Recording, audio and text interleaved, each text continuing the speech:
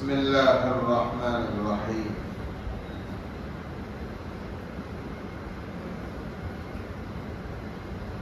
سورہ زمر کی آیت نمبر 24 سے متعلق کل کچھ تفصیل ذکر ہو۔ 23 پارے کا آخری رکوع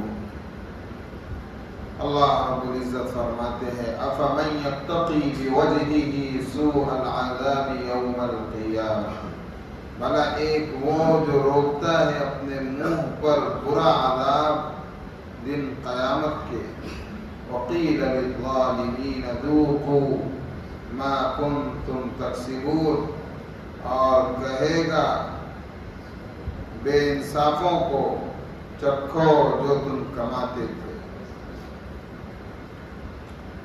آدمی کے اوپر جب حملہ ہوتا ہے تو وہ اپنے چہرے کو بچانے کی کوشش کرتا ہے اور اپنے ہاتھوں کو سامنے لاتا ہے، لیکن اللہ رب العزت فرما رہے ہیں کہ قیامت کے دن ہم ایسا عذاب دیں گے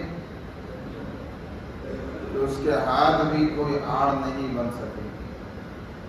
حضرت عطا رحمۃ اللہ علیہ فرماتے ہیں کہ قیامت کے دن اللہ رب العزت جہنمیوں کے ہاتھ اور پیروں کو باندھ کر انہیں جہنم میں گھسیٹ کر ڈال دیں گے، یعنی گھسیٹ کر جہنم میں ڈالا جائے گا۔ تو محشر میں ظالموں کے ہاتھ اور پیر بندھے ہوں گے، اس لیے عذاب کی جو تھپیڑیں ہیں جس کو وہ روک کر بچا سکتا تھا وہ سیدھی منہ پر پڑے گی۔ تو ایسا شخص جو بدترین عذاب کو اپنے منہ پر روکے اور اس سے کہا جائے کہ اب اس کام کا مزہ چکھ لو جو دنیا میں کیے تھے، تو ایسا شخص اس مومن کی طرح ہو سکتا ہے جس سے آخرت میں کوئی تکلیف اور وزن نہیں پہنچے گا۔ تو اوپر کی آیات میں اللہ نے فرمایا کہ مومنین کا ٹھکانہ،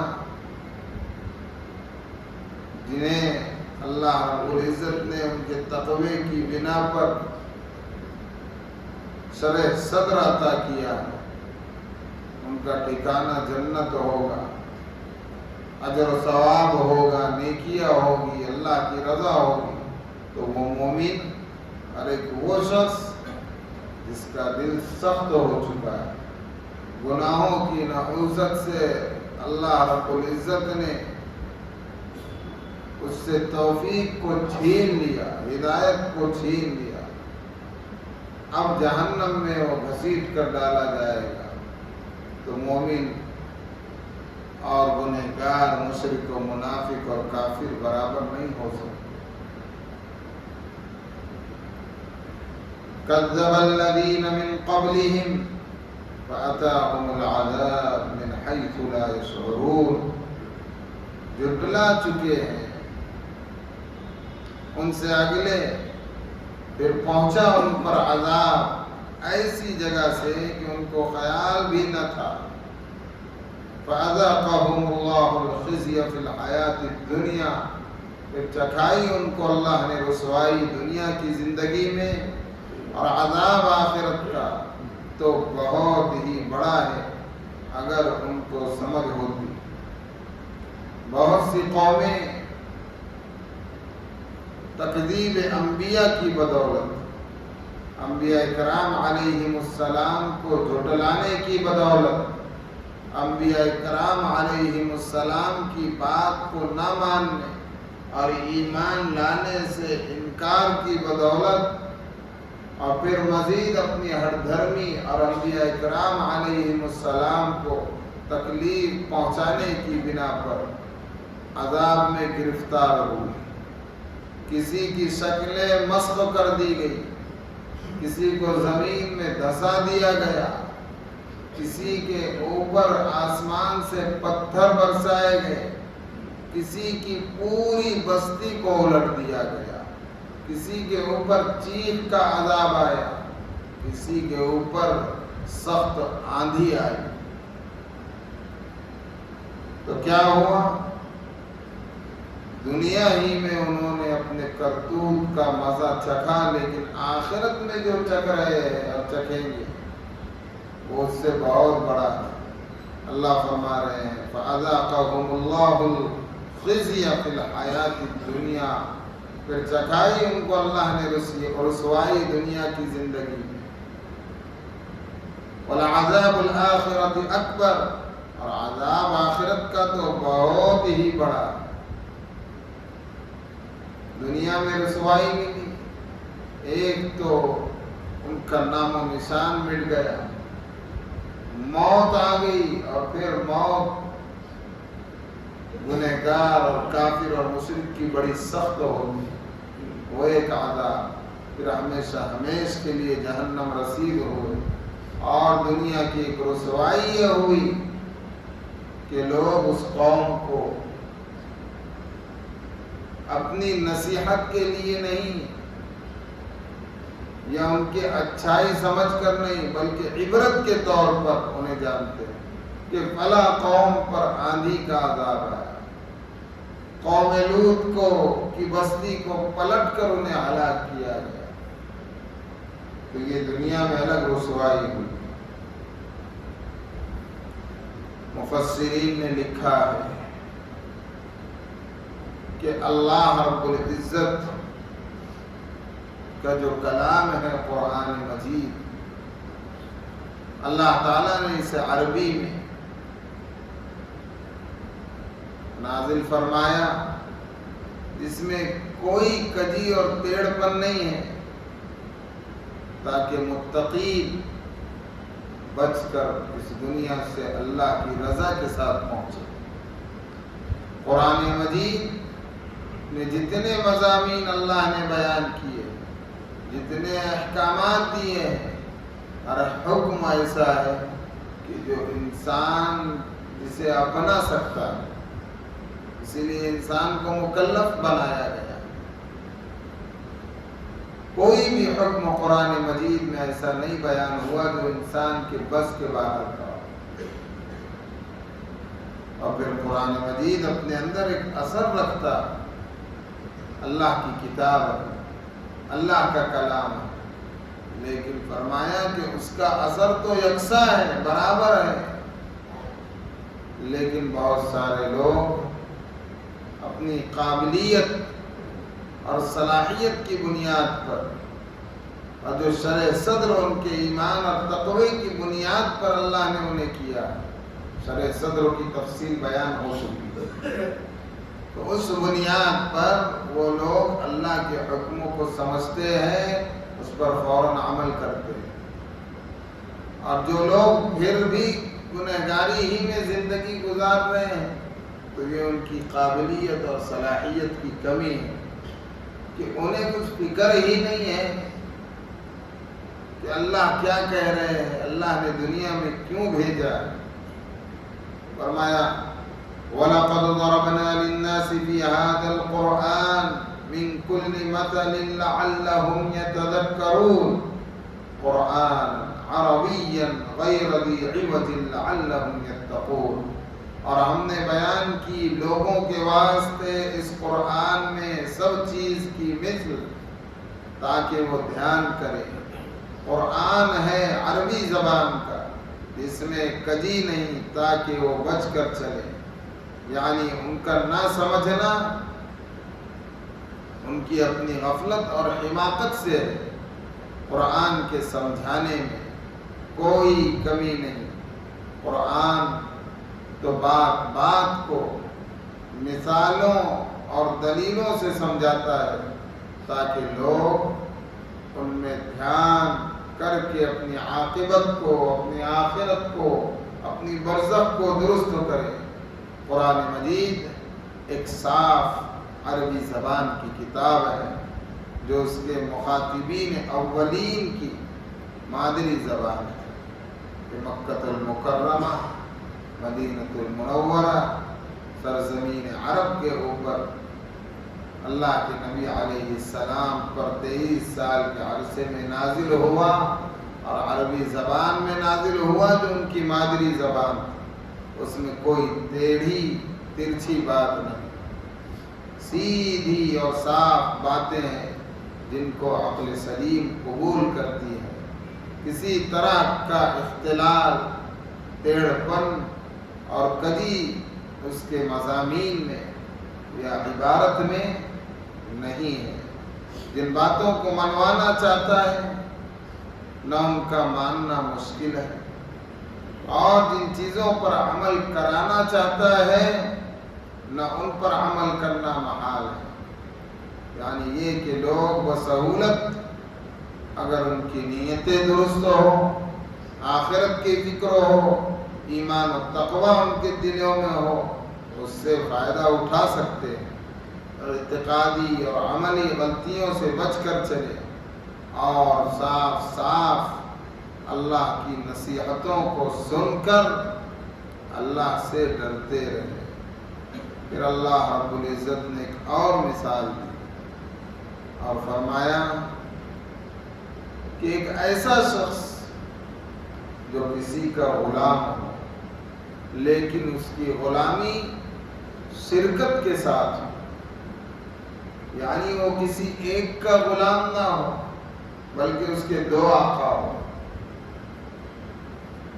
اور ایک وہ غلام ہے کہ جو کسی ایک ہی مالک کا غلام۔ فرمایا کہ اب اس میں غور کریں گے تو آسانی میں وہ ہے جو ایک مالک کا غلام، پریشانی میں وہ ہے جس کے 2 مالک ہیں یا اور بھی مالک ہیں۔ اب وہ کس کس کی بات کو مانے؟ ایک کوئی حکم دیتا ہے تو دوسرا کوئی حکم دیتا ہے، یعنی 2 مالک الگ الگ حکم دے رہے ہیں کہ بیچ میں پستا ہے، ایک کہتا ہے کہ تو ایسا کر، وہ ایسا کرتا ہے تو دوسرا آتا ہے اور کہتا ہے تم نے ایسا کیوں کیے؟ تو پھر غلام کہتا ہے کہ بھائی میں تو خادم ہوں، یہ ذمہ دار نے جو کہا وہ کروں گا، اور اس ذمہ دار نے، اس مالک نے جو کہا وہ کروں گا۔ تو اختلاف تھا 2 ذمہ داروں میں، 2 مالکوں میں، بیچ میں پسا کون؟ غلام اور خادم۔ تو اللہ نے یہاں مثال دی کہ ایک غلام جس کے 2 مالک ہیں اور ایک غلام جس کا ایک ہی مالک، دونوں میں آسانی کس پر ہے؟ جس کا ایک ہی مالک ہو۔ تو کہا کہ یہی مثال سمجھ لو مشرک اور موحد کی، کہ ایک وہ ہے جو اپنے رب کو اکیلا رب مانتا ہے، اللہ اکیلا خالق، اکیلا معبود، اکیلا مالک، اکیلے اسی کی ذات عبادت کے لائق، اسی کے آگے سر تسلیم خم کرنا ہے۔ تو اس کے لیے آسانی، جو توحید پرست ہے اور جو مشرک ہے، جس نے اپنے ساتھ اور اپنے رب کے ساتھ دوسروں کو شریک کیا، اور ایک نہیں بلکہ سینکڑوں معبود بنا لی۔ کبھی ایک اللہ کو پکارتا ہے، اللہ فرما رہے کہ جب سخت تکلیف آتی ہے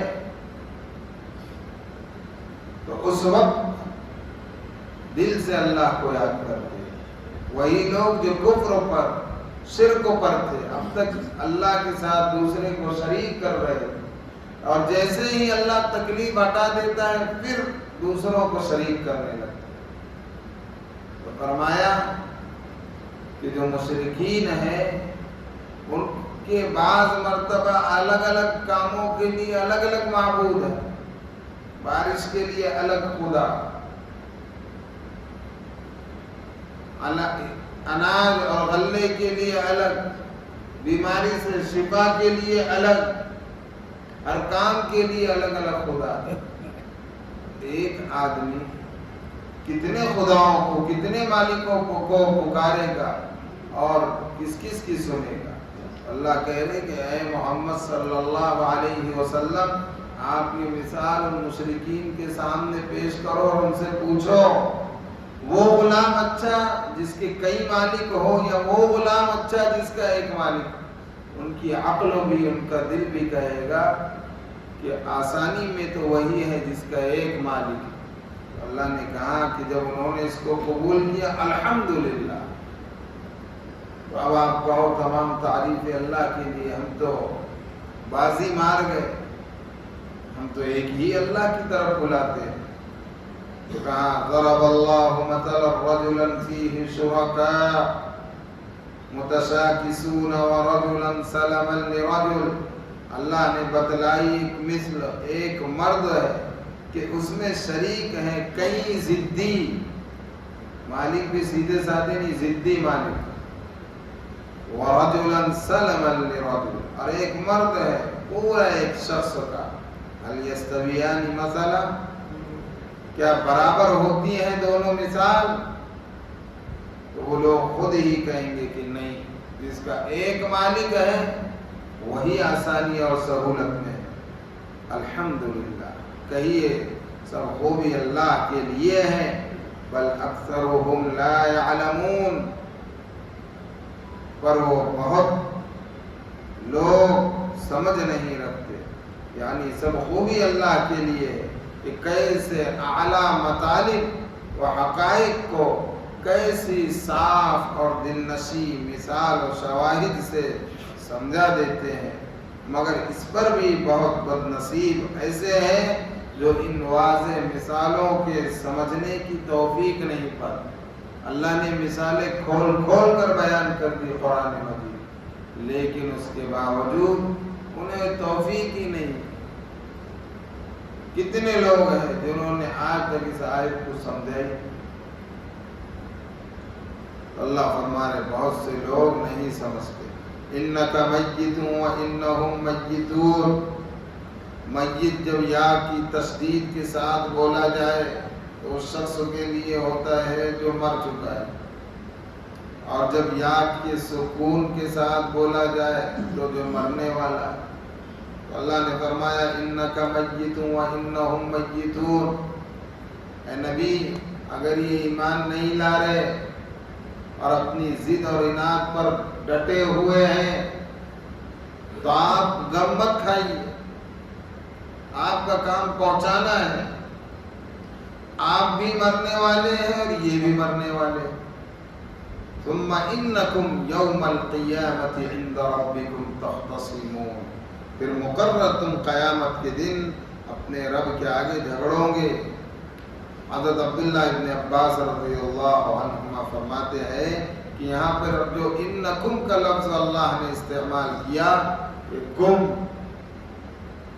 ضمیر ہے عربی گرامر کے اعتبار سے، تو اس کے اندر مسلمان، مومن، مشرک، کافر، گنہگار سب کے لیے ضمیر ہے، یعنی سب شامل ہے، سارے لوگ مخاطب ہیں کہ آج دنیا میں تم کسی پر ظلم کرو، یا آج دنیا میں تم کفر کرو، شرک کرو، یا ایمان والے رہنے کے باوجود تم گناہ پر اڑے رہو، یاد رکھو قیامت کے دن تمہارا جھگڑا تمہارے رب کے سامنے ہوگا اور وہ فیصلہ کرے گا۔